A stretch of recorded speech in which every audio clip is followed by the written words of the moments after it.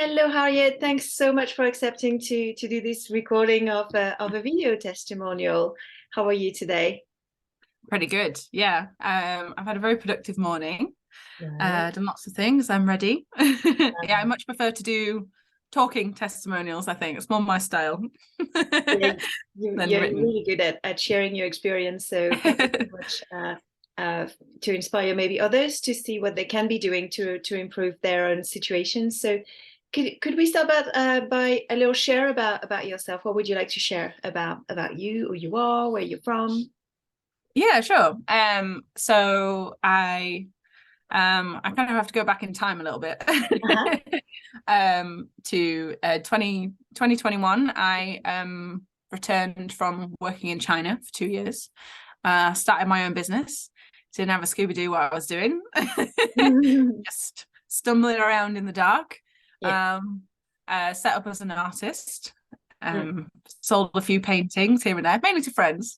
People were very supportive. Got a few commissions and things like that. I mainly do sort of small scale calligraphy commissions, or big wall paintings, large scale artworks, things like that. Mm-hmm. And my sort of main two passion projects, if you like.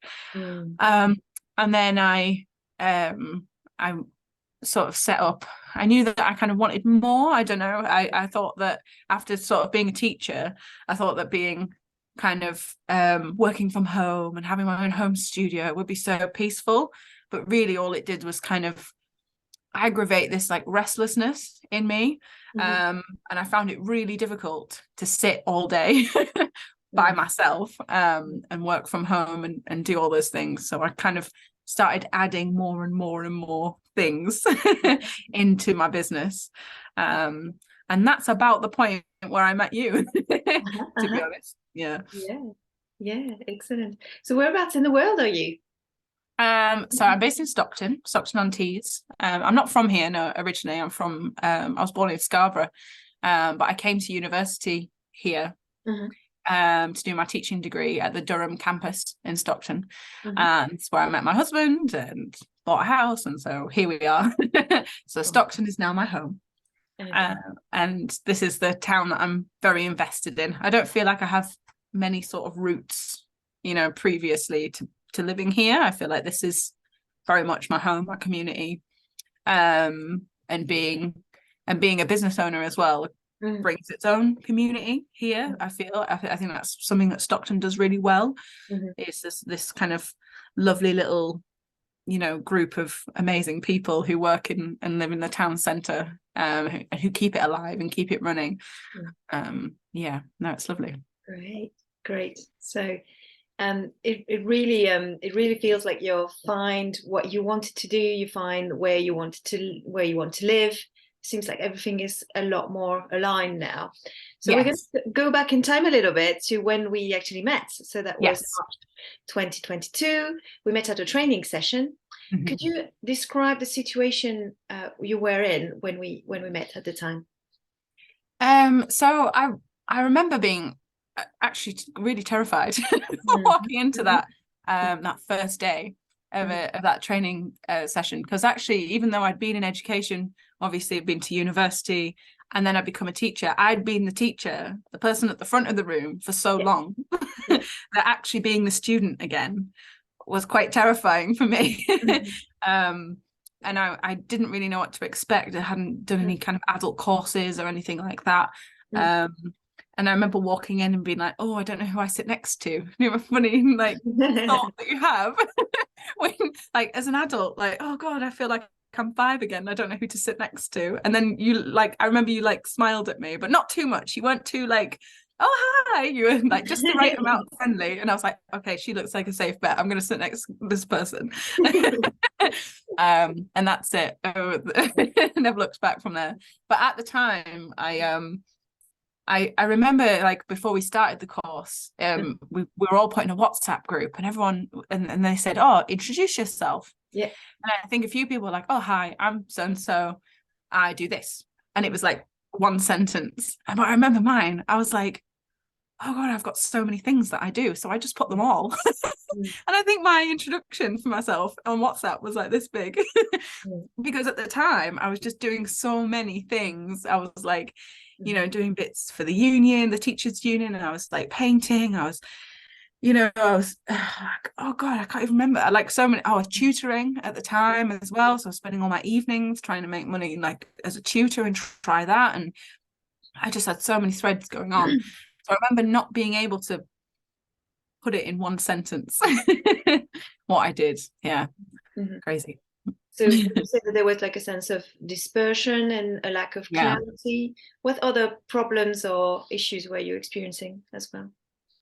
I think I was kind of it was a combination of two things really. I was kind of at war with myself in that I knew I wanted to do something, and I'm a kind of person who could do many things. Like I felt I'd spent quite a lot of my life as a teacher being very heavily micromanaged. So knowing myself and knowing what I wanted to do and what I wanted to bring to the world through my business and things and through my artwork was really difficult for me. I found that personally very challenging. And then also there's kind of the, you know, the business process side. I didn't really, obviously that's why I was on the training course. I didn't have a lot of business knowledge. I didn't have a lot of knowledge on managing my own finances. And so everything was very disorganized, I'd say. I was lacking a lot of purpose and direction and also the skills to do that. So there's kind of two sides to it. And that was creating a lot of like this buildup of anxiety, I'd say, and kind of unrest in me, you know, and that then made everything else worse because I was like, well, I can't find direction because I don't, you know, like that vicious cycle then. So you had already started your business, you knew which direction and the sort of the vision you were working towards, but really struggling with the how and getting clarity and okay. So what made you decide to actually give it a try and start coaching and get a first session booked in? Do you remember? Well, I remember, you know, we did that little exercise on the first day. We had to tell your partner what you do. And I remember you telling me that you were a coach. And I'd heard, I think that there's a lot of kind of misinformation around coaching out there.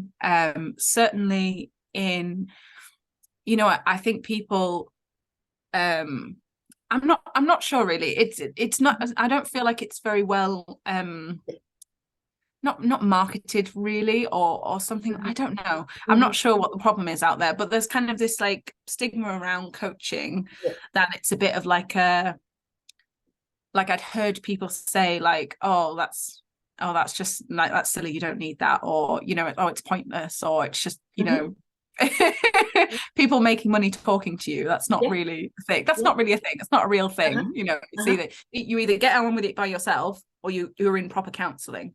And I had done full talking counseling for things like anxiety and depression and things in the past. So it was like I didn't know that there was this other thing. So actually, but I think that you really like when you explain what you did, I was like, oh, that sounds really cool. And that sounds something that actually I would really, really get a lot out of. And I think something just kind of rang in my head and I was like, well, actually, I want to make a go of this. And I know I need to invest in me. Not only like I don't need coaching. Yes, I did need coaching for my business. And yes, I did need help with the business skills. But actually, I needed something for me as well, because as a sole trader, my business is me. So there's a distinction there between, you know, and I think I always thought of the business as being like separate from me and my work being separate, whereas actually what I felt like I could get out of coaching is to bring those two things together and bring me in line with what I wanted to do and in work wise. So that's kind of why I initially approached you and I said, I need your help. I think it's pretty much the sum of what I said to you. I was like, can you help me? Basically. Yeah. Oh, I think I cried. Didn't I cry when I told you? It's like this outpouring of emotion. I was like, there's something there that needed to be released. And I'm like, oh, this person might be able to help me. Yeah. Absolutely. And it's so spot on that it's very holistic, the support that you get with coaching, and like you say, it's also about taking care of the person behind the business who's dealing with everything, who's running everything behind the business, so that to create as much balance as possible. So what would you say, what do you want to share maybe about your experience of the actual coaching? Well, I'd say, like I said, I've been through kind of formal face-to-face talking counseling before. And it's not like that. I think if anybody has that misconception that it's like counseling, it's not what that is. And I think my experience of it was that it was difficult. But in that once you start to see the problem, everything, you perceive it as getting worse before it gets better. So I think there was a lot of kind of I felt like I was uprooting things, and kind of uncovering things within myself and within how I was working, and that's very difficult. That's a very hard process to go through, but it is still worth it. Like, I think that's kind of the biggest thing I would like to share about the coaching experience, is that once you start to unearth those things and look underneath things and go, what is it that makes me do that? Why do I do that thing? Or why do I not do that? Or do I avoid certain situations? Or what is it that's holding me back here? What's my limiting belief there? And once you start to look underneath everything, digging all of that up can be quite a painful process, and quite emotionally draining as well. But it's the kind of emotional drain that you're going in the right direction. It's like you need to go through it. You can't go over it or under it, or it's necessary. So that's kind of my main impression of the whole experience that I had from start to finish. Yeah. Excellent. Yeah. And yeah, I agree on the fact that it's important to be realistic on the fact that it is challenging, because we are looking at, like you said, the root causes of what is going on and what is keeping maybe certain patterns in place, some obstacles and some blocks. In your experience doing that, has that enabled to remove those obstacles, those blocks, those modalities of self-sabotage? What has been the results for you in that regard? So I think the main takeaway for me would be kind of looking at I think the coaching process gave me a lot of tools to apply to lots of different areas of my life. The main one for me is that I kind of always went into things previously with there's something in my brain that's broken and I need to fix it. And actually what coaching with you helped me realize is that this thing that I thought was broken is not broken. It actually, I just need to make it work for me rather than against me. I need to stop sabotaging myself and start using that. And I'll use the example of my restlessness. And that was kind of one of my biggest kind of ways that I used to self-sabotage, is that I would, sitting still for any length of time. Again, this is why I found it so difficult to work from home and just paint all day. I was like, before I was like, oh, wouldn't that be great just to paint all day? And then I actually did it and I was like, I hate this. I feel like my skin's crawling. I need to do things. And was then feeling bad that I didn't do anything. So on top of all of the restlessness to kind of fill my time, and I realized that I wasn't doing anything with any great attention or purpose. So I was doing lots of things, but nothing very well. And that's kind of the greatest lie, if you like, of the restless, that saboteur, if you like, inside me, was that, oh, if I do this and send that email and talk to that person and write that down and plan that and listen to that podcast, and if I do all these things, I can be really productive and do them all at once. Whereas actually what you do is you only give 10% of your attention to all of them. So none of them get done very well. So that was I'd say the greatest takeaway for me, is that actually, and initially I was like, oh, I need to get rid of that. That's something I need to get out of my head. I need to get rid of that restlessness so that I can be this wonderful sage human who doesn't. But actually, I kept it and I see now that my restlessness I actually turned it into a superpower, which is the word I used to use the other day. I was like, I actually have this multitasking superpower, in that what my brain can do is think about lots of different things, but actually by focusing on one of those things at a time, I can keep lots of things going. I can keep lots of plates spinning, but actually when I'm doing something, I'm laser focused on that one thing. Take being on a Zoom call, for example. If I was on a Zoom call before, I would 100% have my emails up behind. I would have another document up behind, and I'd be sort of half listening to the Zoom or half listening to the networking event that I was supposed to be at, and not really paying attention, but doing lots of other things. Whereas now I'm aware that I have emails in my inbox, but I don't feel that compulsion to attend to them at all times. So yeah, that's kind of just one. I mean, there's a few other things that I worked on, but that one for me personally has had the biggest impact on particularly my business. Yeah. Can you tell us more about that, actually, about the results now in your life and business, and how it's changed maybe your day-to-day life, what you've got in place that helps you support this new way of operating? Yeah, so I think one of my biggest things that I really struggled to do was to rest. And I know lots of us struggle with that.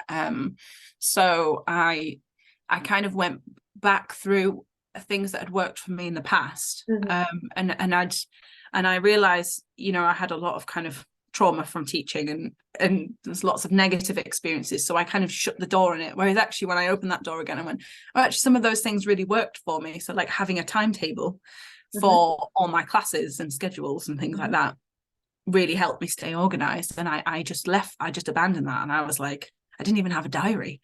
I was just, so you can imagine how it quickly spiraled into not knowing what I was doing every day. So now I have, I do it on the computer, and I have my whole week mapped out, but in like blocks of time. And this is just a tool that it's kind of a hybrid of what I used to do as a teacher, but now I do it for my business. But actually I block out, I'm a very visual person, so I like to have a picture. So I just block out and color code and go, no, I can't book a meeting in for then because I'm resting. And that's my rest time. And I don't know what I'm going to do in that rest. I might go and do some crochet. I might go for a walk. I might, do something, but it's like scheduled time for me. And I'm very committed to that now. So that's my rest time. Has been it's been a really big change for me. And actually I was speaking to somebody the other day who, I think he kind of made a joke about, how self-employed people, they go self-employed because they were working 60-hour weeks. So, but now they're self-employed, they work 80-hour weeks. And I was like, I work 35 hours and that's it. And if I can't get it done in 35 hours, then it goes into the next week. And he was very shocked. And I was like, it takes a lot of work, though. I haven't got there by accident. It's taken a lot of work. But actually, I think I managed to. I remember when I went through counselling, I kind of described my anxiety as like an add-on to a situation. So not only would I have, for example, a meeting. Not only would I have the meeting, which would take up time and space in my brain, thinking about the meeting, what I was going to say, planning for it, etc., but I would also have all the worry that took up space in my brain about that meeting. So now I don't worry as much, and I have everything planned out, and I know what I'm doing in my week, and I know I've got enough time for everything, because everything's for me, that's how it works. Everything's blocked out. All of that worry has gone. All of the tension that I was carrying around about what I was doing has gone. So now there is more time for my attention, and I feel rested. I feel more capable to multitask and to keep different threads going. And actually, I probably do more now, maybe, than I did before, but I do it with purpose and with rest. So everything that I do is very productive. Like I feel that's kind of what I feel. I don't do anything that isn't for a purpose within my business particularly. It's like, well, I'm not just going to have a meeting for the sake of it. I'm going to meet that very specific person because I have an aim and I have an agenda for that, and that person can help me achieve my plans, or I can help them. So that's kind of how I operate now. Yeah, purpose, direction. Amazing. Yeah. It's very clear how you how by even maybe doing less or actually being a lot more mindful of the time, you're actually are a lot more productive. Your productivity is very, very different to what it used to be. How has that affected your well-being, or is affecting your well-being? I would say I've definitely got more of a routine now. I think routine is really the key for me, and I know it is for a lot of people. Like I said, if you shed that kind of worry and anxiety about what you're doing, about whether it's the right thing to do, or you kind of if you've got that direction like I have, I feel very laser focused in what I'm doing, so that at night I can switch off. And it's very rare that I don't have 8 hours sleep. It's very rare that I don't have that time for myself, and I think it takes a lot of discipline for me to actually maintain that, but it gets a lot easier the more you're doing something. I find that I have a lot more patience now, which is definitely a good thing to have. Even just this morning, me and my husband were putting up shelves, and we're putting up a shelf each, and I managed to put my shelf up with absolutely no mishaps whatsoever. I mean, there were mishaps that I put the wrong screw in here, or and I just got through it. And then my husband's like getting really angry. And I'm like, why are you so stressed? And he's like, it just won't go in the hole. And I was like, it's fine. I feel like I'm that really annoying person now. He's like, what will be, will be. And I'm like, and everyone's like, oh, she's so annoying. She's so calm. But I do you know what? I'm proud of the fact that I'm a calm person now, because it's taken me a lot of work to get here. And I've earned my calm through, dedication to unpicking all of those things that made me not a calm person before. Definitely. It's a great example to see how much of areas of life it has impacted and is impacting. So what does the future hold for you? Are you working on new projects? What's going on? Yes, and do you know what? I think this is one of the biggest things that the whole coaching process has given me, is to set myself goals, not just in my work, but also in life as well. So in 2023, I have a whole sort of business plan. In fact, I've written it. It's at nearly 7,000 words. I've like managed to do that in a couple of days as well. Do you know what I mean? Like, when I'm focusing on something, the productivity is amazing. So I have all these plans, and I can, and I think that's one of my greatest strengths really as a business owner, is that I can see very far into the future. And I know a lot. I know when we did our training courses, we were talking about, the difference between enterprising people and entrepreneurs, that the visionaries who can see very far. And I have to rein myself back and go, no, it's not 10 years in the future yet. I still need to do lots of things before that. So I have loads of plans for actually making my business work, and sort of work for me. As well as me working for the business. But also I'm planning to finally finish decorating my house. And I have lots of I've actually planned out all of my annual leave for the whole year, even though I have no boss and I am the boss. I thought, right, I'm having a week off then, and I'm going to go on a little holiday then, and gonna have a weekend away then. And I've plotted that out for the whole year, just like my husband has to do at his work, but I've done it for myself, which I didn't do last year. So the future holds so many wonderful things. And I think that's the most exciting bit for me, is that I don't really know how it's going to go. I can plan, I can think about it, I can put things in motion that I want, I can manifest things that I want to happen, but I don't really know. And that's quite exciting. Something better than I had planned could happen. I absolutely love how as well you're very ambitious, and the growth is continuing. You've got loads of ideas and projects and things that you're working on to keep on expanding on certain things, but also creating really new things. And you were telling me as well how much of a difference that is now to take on board new projects and not being completely overwhelmed and going back into the restlessness mode. To be super calm and still being focused and taking on new things and finding space and time for them. So it's just expanding, keeps on expanding, but keeping this stability that now you've been able to create and to stabilize and to build for your business and for your life. So it's very, very inspiring. Thank you so much for sharing that. It's okay. And you know, I say a lot, like, and I know I've said to you before, like, thank you for, you know, helping me find these tools and things, but it is a lot of, I think before anyone starts a coaching process, they need to realize that a lot, you know, you're almost like a facilitator in that, but I'd say a good 90% of the work comes from, you know, the person, you know, engaging in that coaching process and going and putting the work in. The work is vital, I think. Yeah, definitely, but it's so worth it in the end to get to this point of, I'd say, calm. It's like this like I have this unlimited well of calm inside me to go, I know what I want to do.